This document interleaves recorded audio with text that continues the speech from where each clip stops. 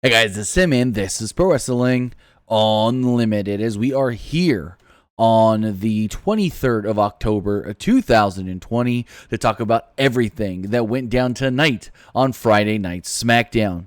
Now, I apologize that I'm late. I'm like 45 minutes later than normal, having microphone issues. So if the microphone sounds weird, if it's too loud, too low during this live broadcast, let me know in the live chat and I will fix it accordingly because I think I've got it dialed in and fixed. But if there are any audio issues, please let me know. But I want to say thank you for joining me here tonight, twitch.tv/PWUnlimited. Actually, I don't need these headphones on anymore because I'm not listening to the audio anymore. We're on twitch.tv/PWUnlimited. I want to say thank you here for joining me tonight as we talk about SmackDown. But remember, here on Twitch, you can support us a couple of different ways. You can either support us with a donation or you can support us with bits. Another way you can support us is with a subscription, either a tiered subscription or an Amazon Prime subscription, because if you have Amazon Prime, not only can you watch the new Borat movie, but you can also subscribe to us here for free, twitch.tv/PWUnlimited, because with Amazon Prime, you get a Prime Gaming subscription, and, well, it lets you subscribe to any one Twitch channel absolutely free, and we would greatly appreciate it if that one Twitch channel that you subscribe to with your Amazon Prime was us here at Pro Wrestling Unlimited. Also, I do want to remind you guys, any of the money we do make here on Twitch, whether that's from donations, whether that's from bits, or whether that is from subscriptions, will be going to a fund we are starting to buy, I guess you could say, what's the word I'm looking for? Supplies for families that are in need from the Creek Fire here in Central California. I know a number of families personally that have been displaced from the Creek Fire. I know one family that actually lost their home and a couple of others that are now living with relatives because, well, they can't return home right now because the fire is not contained enough. So I'm going to try and get enough supplies and stuff that they need to help them out, but I need you guys to help me out as well with those donations, those subscriptions, and those bits, because also Christmas is coming soon, and any of those families that really won't have much for Christmas are the ones that I really want to help out, especially the ones with young kids that, well, we want to make sure Santa comes no matter if they're back home or still living with their relatives. So again, any donations that we get from the button down below where it says donations, any bits that you guys do give us here on Twitch, and any new subscriptions going forward, or any subscriptions at all going forward, will all go into a fund to help these families that need it. But with that, guys, we're here to talk about Friday Night Smackdown, and let's get right to it. This night's Friday Night Smackdown started off with the KO show. Kevin Owens came out and introduced his guest, well, Daniel Bryan. Kevin Owens was already in the ring when the show started. He noted that the dust has settled from the draft. Now everyone knows where they are. Owens wasted, like I said, no time introducing Daniel Bryan. Owens praised Bryan and called him the leader of the Yes Movement. Bryan is excited to be on the KO show and praises the set. They're acting very friendly. Kevin Owens said, "Hey, you mentioned my name last week as somebody that you want to face, and I would greatly have a match with you." He's like, "We've had matches before in the past and we beat the crap out of each other." Bryan explained that his vision for the future of SmackDown is to, I guess you could say, help the newer talent get over and get recognized. He believes they have the best, fresh, new talent in all of the industry, and people like Big E and Jey Uso are finally stepping up and showing that. Bryan also has a vision for the Intercontinental Championship. He stated that he thinks the Intercontinental title should be defended every single week on SmackDown, and that's something he's been saying since like before Mania, before he faced Sami Zayn for the title at WrestleMania. He said if he wins the title, he'll defend it every week on SmackDown. Then when we went into the Intercontinental Championship tournament, he echoed the same thing. Bryan said he was confused and said that he's not talking about, well, him. Sami Zayn, that is. Owens cut him off and noted that he's never been in a tag team before. And he's never been a tag team champion, even though he's won all different titles in WWE. Bryan stated that Owens, well, he's turned on a lot of his friends. Maybe that's the reason he's never been in a successful tag team. They both agreed that was a funny moment. And I laughed my ass off because Kevin Owens is just like, the one thing I haven't done here in WWE, I've won a lot of championships, but I've never been a tag team champion. And Bryan goes, well, you have turned on a lot of friends. I fucking died. Owens then went on to say, how about we start a team? Team LKO? And Bryan goes, what are you trying to team with Kane? That'd be the name if you teamed with Kane. Owens didn't get it at first and then he laughed. Another funny moment. Regardless, Owens thinks that, the two would make a really good team. Dolph Ziggler and Robert Roode would interrupt, make their way down to the ring. Ziggler noted that the hottest new thing on Smackdown. They were upset that they started the party without them. SmackDown Tag Team Champions and the Street Profits would then make their way down to the ring. They pointed out that they're the Tag Team Champions and they're here to start the party. Cesaro and Shinsuke Nakamura would then come out. They pointed out that yes, they lost the titles, never got a rematch against the New Day, and then, Street Profits were just handed those belts. Bryan interjected and told Owens, hey, you want a chance to show if we're a good team? Let's do that right now. And a big brawl broke out with all 4 teams. We then, got an 8-man tag team match. Bryan and Owens were awesome in the segment. I thought both guys played off of each other very well with the funny quips and jabs. And whether they are starting a team or not, cool. They're 2 of my 3 favorite wrestlers. I mean, my top 3, if I'm just looking at this as a fan, my top 3 favorite wrestlers in all of wrestling are Daniel Bryan, AJ Styles, and Kevin Owens. Putting 3 of my favorite, or 2 of my favorite as a tag team, ain't going to be opposed to that. But then later, and even on Talking Smack, sort of, Daniel Bryan teased going after the IC title, so that doesn't clearly mean they're starting this tag team yet. But we'll see. Again, we did get an 8-man tag. It was Owens, Bryan, and the Street Profits taking on Ziggler, Roode, Cesaro, and Nakamura. I thought this match was really fun and the perfect opening contest. So Graves pointed out that Bryan was in street clothes, but then when the match started, he had changed. Owens stayed in his street clothes, kept the pants on, kept the tie on, didn't have wrestling boots. But Bryan must have came down to the ring with street clothes over his wrestling clothes, or gear, I guess you could say. Since Saturday says, how does Bryan, he changed his suit into gear like Superman? Well, no, he probably had his tights on under, his boots on as well, and then just took off the pants and jacket and shirt. Owens, though, didn't come down with his shorts, with his normal wrestling shorts on. So after commercial break, the heels were firmly in control. The faces had the brief advantage, but the heels took back over. They isolated Montez Ford on their side of the ring and cut him off from their partner. Bryan got the hot tag and ran wild. He had a huge suicide dive on Cesaro. Bryan then seemed to injure his knee when he ran up the corner and did a backflip. The referee went to check on him, tried to hold Cesaro back, but Cesaro rocked him with an uppercut that sent Daniel hard down to the mat. Owens then checked on Bryan and then had to go back to his side of the ring. Cesaro used a half crab on the floor.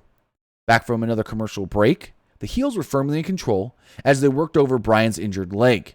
They isolated Bryan on their side of the ring and cut him off from his corner. Bryan fought back and slingshotted Ziggler into the corner. Bryan attempted to make the tag, but Roode cut him off. Roode took a cheap shot at Dawkins and continued to beat down Bryan. They fought on the top turnbuckle, but Bryan pushed Roode off. Bryan then hit a huge missile dropkick. Dawkins got the hot tag and ran wild. Cesaro at one point fought back and hit a spine buster for a close near fall. A massive brawl then broke out between all 8 men. Owens rocked Roode with a stunner, which sent him to the floor. Bryan hit a dive off of the apron onto the heels at ringside. The finish of the match then came when Dawkins hit a spine buster on Cesaro and Ford hit the greatest frog splash of all time, at least the best he's ever done. The biggest frog splash he's ever, he was probably able to grab that Hell in a Cell up there, how high he jumped off that top turnbuckle. Pinned Cesaro and picked up the victory. I mean, I want to see Montez Ford win Money in the Bank without a ladder. Jump off the top rope high and far enough to grab the briefcase. It will be hard to unhook it like that, but I think he could do it. I think he could do it. So Michael Cole and Corey Graves briefly discussed The Miz and John Morrison trying to get Money in the Bank and the briefcase off of Otis. We then got Law and Otis, basically a spoof of Law and Order and Wrestling Court. Ron Simmons was the bailiff and introduced the judge, John Bradshaw Layfield. JBO ran down the charges, including emotional distress. Mrs. Lawyer, who was one of the WWE writers, I can't remember her name, but she's won actual awards and stuff for her writing outside of WWE as well. If you know her name, let me know in the chat or in the comments below. Mrs. Lawyer tried to speak and Miz cut her off. He said he's disgusted that Otis has the Money in the Bank briefcase and believes somebody like him shouldn't have it. Otis pointed out that he should have the Money in the Bank briefcase because, well, he won the Money in the Bank match. Mrs. Lawyer noted that, well, he may have a point, so Miz fired her. We then get Bianca Belair coming down to the ring. Before we can see her match, we go to commercial. When we come back, Kevin Owens, the Street Profits, and Daniel Bryan were in the back celebrating their win. Bryan then goes, I guess this is what it's what'd he say? I guess this is what it's like to get the smoke. And they all looked at him like, what? And Owens choked on his drink. He started laughing so hard. And Daniel Bryan goes, give me the fist bump. Fist me, guys. And Owens was dying. Almost, like I said, choked on his drink. And yeah, Daniel Bryan's the best. He's a national treasure. They all left as they were like confused by Bryan trying to be cool when Sami Zayn would appear. Bryan tried saying he didn't call him out on the KO show, but Zayn didn't believe it. Zayn said, I've defended this title against some of the best here, including you at WrestleMania. So don't say I haven't defended this title. Zayn says he has no plans to defend the title every week, and since he's the champion, whenever he defends it, that's up to him. Not quite there, buddy boy. Next up, we got the announcement that later on in the night, Seth Rollins will take on Murphy, and Bianca Belair next took on Zelina Vega. So Belair and Vega had a pretty good match, actually, like better than I expected.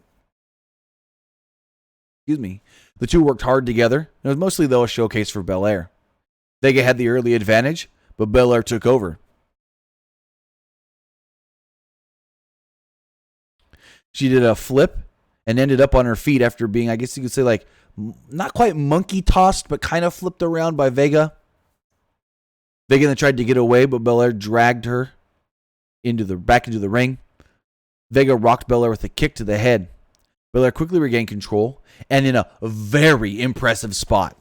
So, Zelina's laying at the feet, stretched out at the feet of Bianca Belair.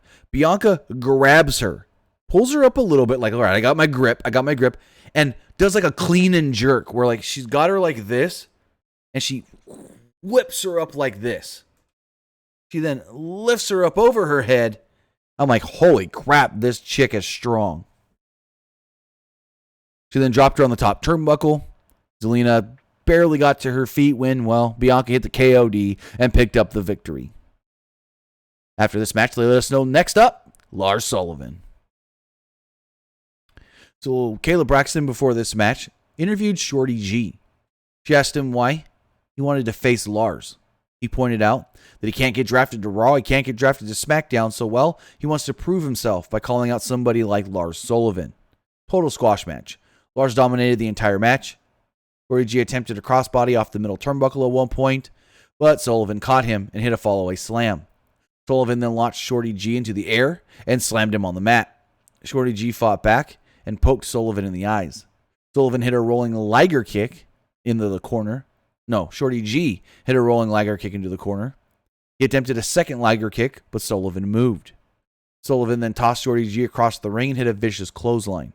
He hit the freak accident and picked up the victory. After the match, Kayla Braxton tried to interview Shorty G. But when she asked him, what's next, he said, I quit. Okay.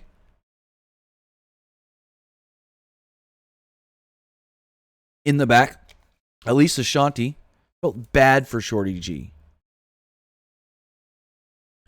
But then she brought in her guest, Seth Rollins.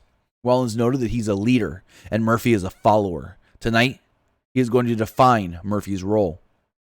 Backstage, they showed Roman Reigns sitting at a table in his locker room. Paul Heyman tried to say something to him, but Romans didn't want to be bothered. We then see Shorty G in the trainer's room. Adam Pearce walked in and goes, Did I hear you correctly? Did you say you quit? And Shorty G said, yeah, I quit being Shorty G. Quit being the guy that smiles all the time on the public service announcements. The guy that says, you can do it. You can do it if you put your mind to it. He said, no, I'm tired of being that guy. However, I'm an Olympian and a state champion, and I get things done, and I will, because my name is Gable. Chad Gable. I thought that was great. He's basically like, the company asked me to be one thing. That's not who I am. It hasn't been working for me. I'm going back to who I actually am. An Olympian and a state champion wrestler. And I'm going to get shit done. I liked that. I liked that a lot, actually. So next up, Bayley came out, cut a promo. This was a really good segment. Bayley and Banks were both excellent here in their roles. Bayley was saying that, I'm not signing the contract. Sasha doesn't tell me what to do. She doesn't rule me. She's not my boss. She dropped the Banks then came out. Bayley dropped the title when Banks hit her with a chair. Banks ducked a chair shot and picked up the belt. Bayley said, give me my belt back. Banks refused to unless she signed the contract. They battled over the belt, and Banks rocked Bayley with a knee and put her head into the chair. She threatened to stomp the chair unless Bayley signs the contract. Bayley tried to fight back, but Banks grabbed her while she was still in the chair. Banks then forced Bayley to sign the contract. She signed it. Match is official. They stated that the match is now official for the Hell in a Cell pay-per-view, but it's been official for 3 weeks because, well, WWE, they've been advertising this match on their website for 3 weeks. When you go on WWE.com and you see the side banners or the top banners for Hell in a Cell, 90% of the time you see Sasha versus Bayley. So them saying that the match was never official before this makes no sense. Also, how come we didn't need a contract signing for Orton versus McIntyre, for Reigns versus Uso? Just saying. Go back to Law and Otis. It's had some funny moments in it. Wasn't the best, but it could have been a lot worse. Back in the courtroom, Miz cross-examined his first witness, John Morrison. Morrison talked about Otis assaulting him. Rey Mysterio was on the stand next. He talked about being in the Money in the Bank ladder match and saying, hey, Otis won the match. He deserves to have the briefcase, and he can cash it in whenever he wants, so he doesn't have to cash it in yet. Asuka then took the stand next and screamed in Japanese when JBL looked at the courtroom stenographer, who was Teddy Long, and goes, you get that? Tucker was on the stand next. He said the Miz sending Mandy Rose to Raw was wrong. Miz asked JBL if he could treat the witness hostile, and JBL goes, this is wrestling. I'm surprised this hasn't gotten hostile already. Tucker noted that since Rose left, all Otis cares about is beating up the Miz. And he said, it's not a bad idea. I think I should do that right now. They all started arguing at each other. JBL tried to get control, but nobody would listen. Simmons, Ron Simmons that is, would finally yell, shut up! JBL said, I'll be back soon with my decision. After a commercial break, JBL said he's made his decision. Miz said, whoa, hold on. Got one more thing here. I got one more piece of evidence I need you to look at. And he's like, no, I've let you interrupt this court one too many times. And he's like, you're really going to want to look at this. So JBL goes, all right, bailiff, bring it to me. Brings him a briefcase, opens the briefcase, and you hear, ching, it's a briefcase full of cash. And JBL goes, oh, okay, I've made my ruling. I made a rule in favor of the Miz, the plaintiff. The Miz paid him off. Even though JBL is supposed to be a super rich guy that don't need money. So, whatever. JBL will then go on to state that Miz wins, which means that at Hell in a Cell this Sunday, Miz will face Otis with the winner walking out with the Money in the Bank briefcase. I think this is the third time in the 15-year history of Money in the Bank. Money in the Bank started in 2005. 15-year history of Money in the Bank. This is, I think, and you can correct me in the chat or in the comments below, the third time that the briefcase has been defended itself. I know we've had Mr. Kennedy defend it against Edge and lose it. I believe Damian Sandow defended it against Cody and retained it. And then this would be the third time. I could be wrong. There could have been more. But those are the ones that I remember. Ron Simmons was disappointed by all this. Walked to the center of the room. He looked around and yelled, "Damn!" And then recap the Rollins-Murphy feud before they had an amazing match. Phenomenal, great, stellar. I can't give this match more praise. Murphy and Seth Rollins went out there and had a WrestleMania caliber match, in my opinion. Like, I think that's the only way this match could have been better, is if it was on WrestleMania and the two were just trying to have a WrestleMania match. But this was as close to a WrestleMania match you can have on SmackDown without a WrestleMania vibe and even no crowd vibe. Like, this match would have felt even better if there was a live crowd. But again, I can't praise this match enough. It started off with some back and forth mat wrestling. Rollins took Murphy down with a side headlock to gain control. Murphy fought back and sent Rollins to the floor. Murphy teased a dive, but Rollins tried to avoid it. Murphy changed course and slid over Rollins. He then gave Rollins a huge back body drop onto the announce table. Back from the break, Murphy attempted a tornado DDT, but Rollins put him on the apron. Murphy tried to climb the corner, but Rollins cut him off. In the back, Rey and Dominic approached Aaliyah, who was watching on a monitor. They tried to get her to stop watching and leave, but she refused. You're right. John Vaughn in the chat says, Braun Strowman defended the briefcase against Kevin Owens at SummerSlam 2 years ago. Yes, I remember that now. That one I did forget. Since Saturday stated the same thing. So this is the fourth time that it's been defended. I forgot about SummerSlam 2018 with Braun. Back to the match. Again, the Mysterios tried to get Aaliyah to stop watching. Rollins then slowed down the pace, but Murphy fought back with a drop kick off the middle turnbuckle. Middle ropes. Murphy ran wild and sent Rollins to the floor. He then hit a huge senton that barely hit Rollins, and he landed hard. Murphy then hit a Meteora, but hurt his shoulder when he landed awkwardly. He rolled to the floor and tried to pop his shoulder back in. Rollins took advantage and hit a suicide dive of his own.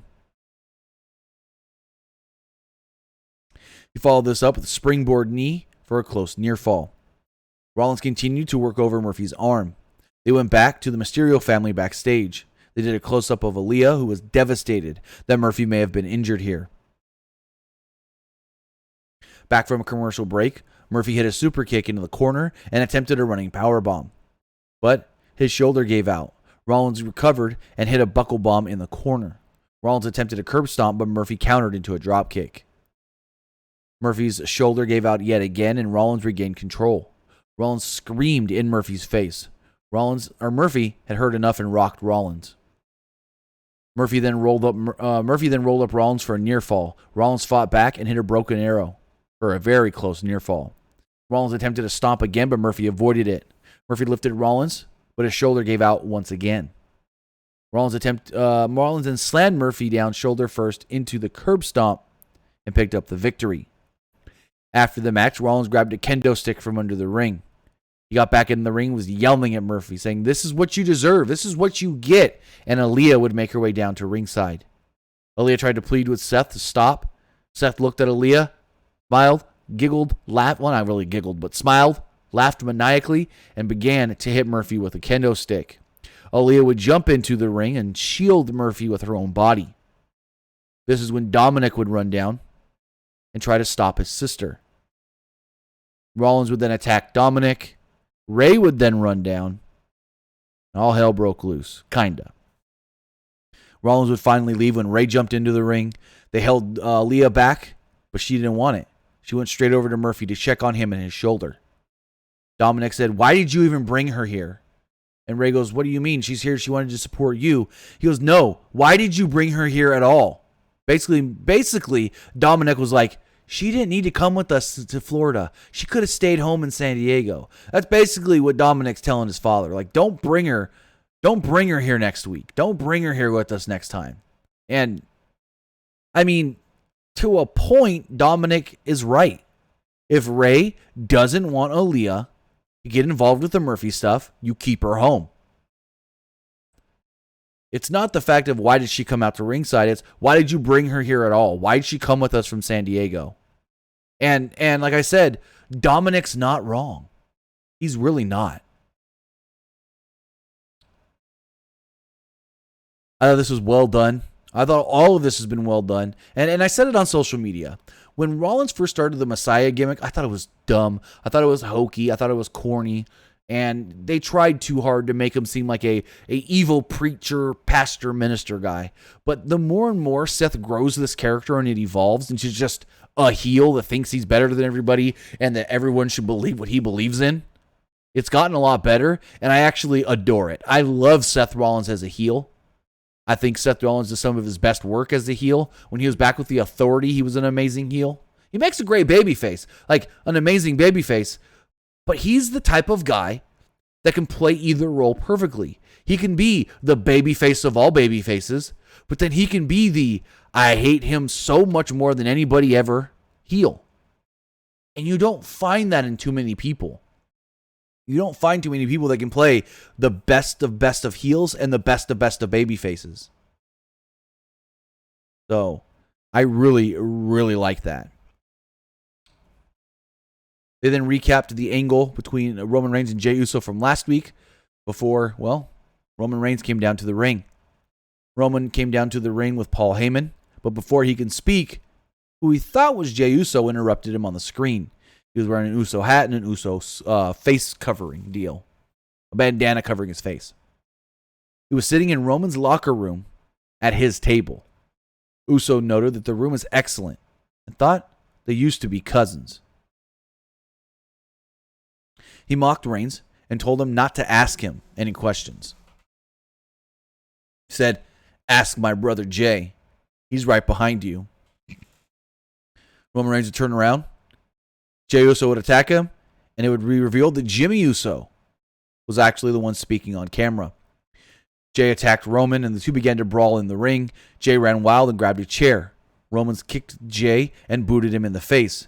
Jey recovered and rocked Roman with a super kick and hit a splash off the top rope.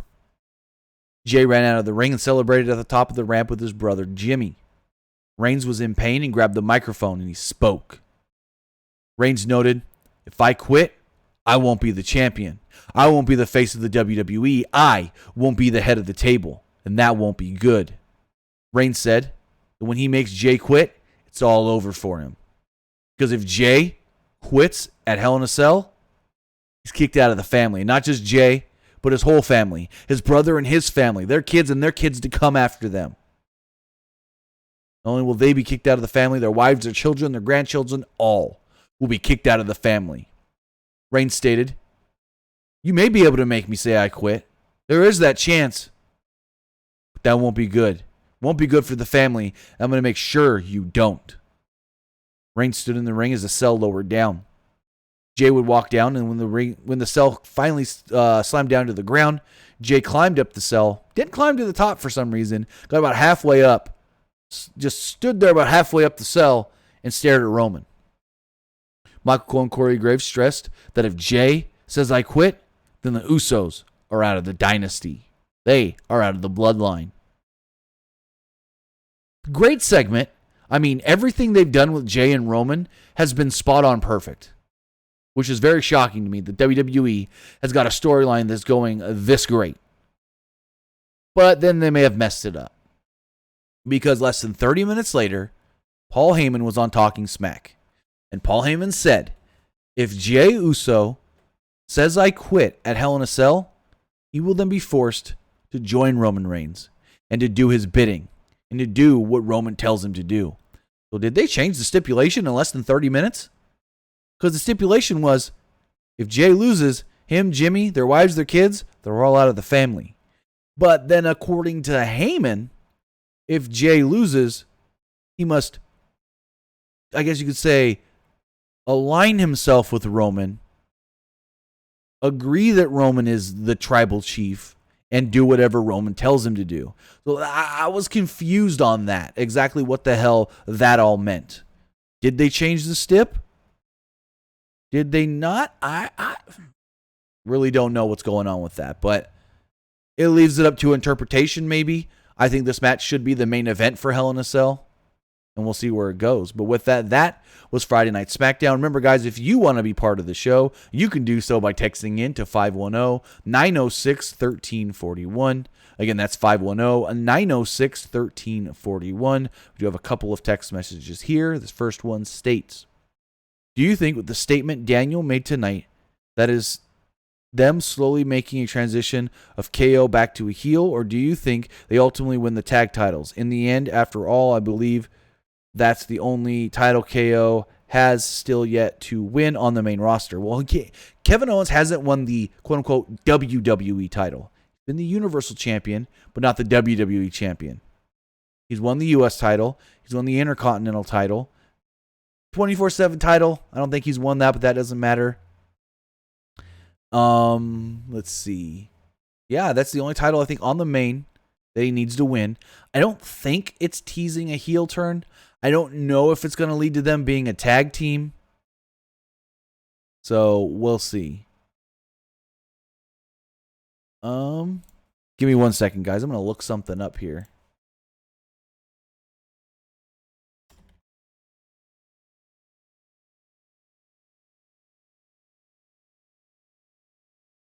I think there was another match that we have missed that was for the briefcase at, let's see.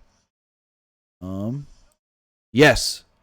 So in 2012, Dolph Ziggler defended the Money in the Bank briefcase against John Cena in a ladder match. So there's been way more than I thought. Matches with a contract on the line. But as far as Owens turning heel, I don't think so. Him and Bryan being a tag team, maybe. But Bryan really did tease going after the IC title. This person says, is it possible you could start doing Impact Wrestling reviews on Tuesday? Probably not. We will be reviewing Bound for Glory tomorrow, though. I mean, I do. In all transparency, as a media member, I do get the episodes of Impact Wrestling early on Tuesday morning. So I don't have to watch them Tuesday evening on Access TV. So I do watch Impact every week. I just don't review it every week. But I will be reviewing Bound for Glory tomorrow. We will have a full preview of that show up first thing tomorrow morning with my predictions as well for Bound for Glory. And also this person says, didn't John Cena... Yeah, we already got that one. Didn't John Cena defend... the Hell in a Cell? And this person says, do you think Hell in a Cell is them inevitably making the Bloodline a heel stable? I mean, I don't know if that's exactly what it's going to be. If they're going to be a stable or if Jay and Jimmy are kicked out of the family. I don't know. They changed the wording on it. Like, what's the word I'm saying? They changed the wording on it like 30 minutes after. So we'll see. But with that, that was SmackDown. And now, I'm going to give some predictions for the 5 matches, only 5 matches that have so far been announced for Hell in a Cell. So with that, tomorrow is the Sunday is the WWE Hell in a Cell pay-per-view. And with that, so far, 5 matches have been announced for the show. The first match that we do know of, we'll see Elias taking on Jeff Hardy. Now, it was reported earlier this week that Elias is in for a huge push on Monday Night Raw, and with that knowledge, well, Elias has to pick up the victory. Like, no ifs, ands, or buts about it. Elias has to win if they're really going forward with making him one of the biggest heels on Raw. Going forward, we do have a match with the Money in the Bank briefcase on the line. We will see Otis defending the briefcase and the contract against The Miz. And I'm actually torn on this one. Otis should retain, but at the same time, I can see Miz winning. And here's my scenario, actually. Miz beats Otis. Drew retains Hell in a Cell. Miz tries to cash in after Hell in a Cell. Unsuccessful. Bada bing, bada boom. There you go. So I guess I'm going to go Miz. Miz wins and gets the briefcase.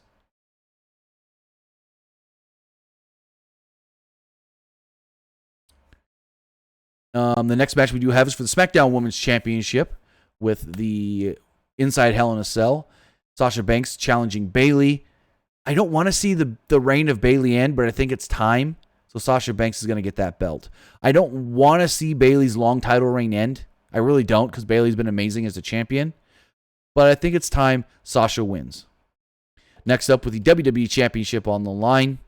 Drew McIntyre defending against Randy Orton. Well, I already said it. I think Drew retains the title. Drew retains, walks out WWE Champion yet again against Randy Orton.